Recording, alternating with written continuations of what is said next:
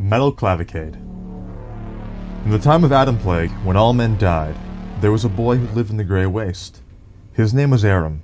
He lived on a farm in the Grey Waste with his mother and two younger sisters. His father succumbed to the plague. Hard times had fallen. The family cow had to be sold. Aram went to town at his mother's behest. Gaspard approached Aram. He was his best friend. He too had lost his father. However, he was not the eldest of his house. He told Aram that the traveling wizard Haskell was in town, and he had already traded his father's wedding band for glowing rings. Aram decides to sell the cow to the wizard for magical items. He's offered many things in exchange, but Haskell told him the best bargain was an acorn. She said, "It will make you a greater man." To the dismay of Gaspard, the acorn was Aram's purchase. The boy was instructed to plant the seed and return to the wizard when it grew. Overnight under the blue moon, the tree stretched for the stars, growing, ever so slowly but surely. Gaspard went to Aram's farm, curious to see the results of the acorn. In the shade of the great tree, the roots had torn asunder the earth to reveal a large cavern. Gaspard, excited by this, claims that he'd heard tales of magical caverns. They're simply brimming with treasures untold. Aram reminded Gaspard that these tales also have dragons to guard the treasures within. The cautious farm boy wrote a note to his family, warning him to not touch the tree. He then told Gaspard to guard the tree. He went to find the wizard. In town, the wizard was found. She foretold, "The cave is adventure itself calling out to you. Do you answer?" Aram, of course, said yes. Haskell told the boy she could only guide him to the gateway, and that he'd be alone from that point onward. And so they made their way to the tree. When Aram and Haskell arrived at the gateway under the tree, Gaspard was nowhere to be seen. Haskell searched by means of a crystal ball, and said that fool had gone in. Aram was warned he could only enter the cave once, and so he packed a few provisions, and he bid the wizard farewell. And so, the descent into the dungeon deep began. The cave was indeed filled with wonders. Sparkles filled his eyes, as if the sights itself were overwhelming. When the boy finally caught up to Gaspard, he found himself in the company of goblin freebooters. They had a cart loaded with treasure, and they had a blade to Gaspard. Aram tried to reason with the fiends, but they said that fool had stolen from them, and he had to pay in blood. And then out of smoke and ash rose a genie man. It quickly slew the goblins, blood drenching the area. In the chaos, Gaspard secured a piece of treasure from the goblins. The genie introduced itself as Druge, the illustrious king of this underground realm. It claimed the stolen treasure as its own, for the goblins had taken these things from it in the night.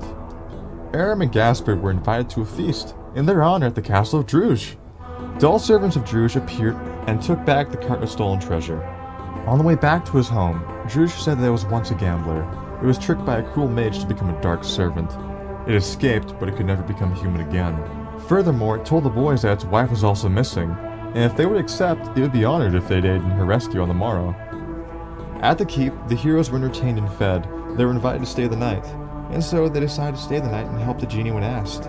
In the night, Aram saw a light. It came from a jewel Gaspard was holding. He woke Gaspard and asked him why had he stolen from the genie, but his friend said that he found it during the fight with goblins. The stolen jewel began to grow brilliantly and project the image of a girl. A princess! She pleaded to be free, but the only way to free her was to defeat Druge. It imprisoned her and forced her into marriage, and made everyone in the underground kingdom into immortal slaves. One of the servants overheard this and called the master. The genie burst into the room. The princess told the boys to challenge Druge to a game of wicked coins. She said that it was cursed to play that game as well. As soon as she said that, she was seized. Not wasting a moment, Gaspard, vowing to free the princess, challenged Druge to play the game. Druge laughed. It hated the game, but it had to accept. The rules were as follow. There can only be 2 players. There are 11 coins on a table. Each player must pick up between 1 and 5 coins. The person picking up the last coin loses. The genie told Gaspard that he could keep each coin he took. Additionally, he could go first. With 11 coins on the table, Gaspard grabs 5. Druge picks up 5 as well. Gaspard picks up the last coin and loses. Aram's best friend was imprisoned in a cage. Aram challenges the evil genie man. Druge accepts with malice and glee. There are 11 coins. Aram picks up 4. Druge picks up 4. Aram picks up 2. Druge picks up the last coin and loses. Screaming his defeat, Druge burned away into nothingness. His smoldering body disintegrated into ash, scattering everywhere. All the slaves collapsed, dead, free from their material prisons at last. The castle began to fall apart, no longer enchanted to stand. The walls begin rumbling faster and faster as debris starts falling everywhere. Aram took the jewel of the princess and ran with Gaspard for the exit. On the surface, the jewel shatters into glistening wonder. The princess is free, but with no kingdom or family to return home to, she begins to feel the crushing force of depression. Aram and Gaspard pledge their hearts and souls to the princess, for even without her vast treasures, she still is a fair maiden. At the end of the story, the princess marries Aram, and they had one child named Ronan. The end.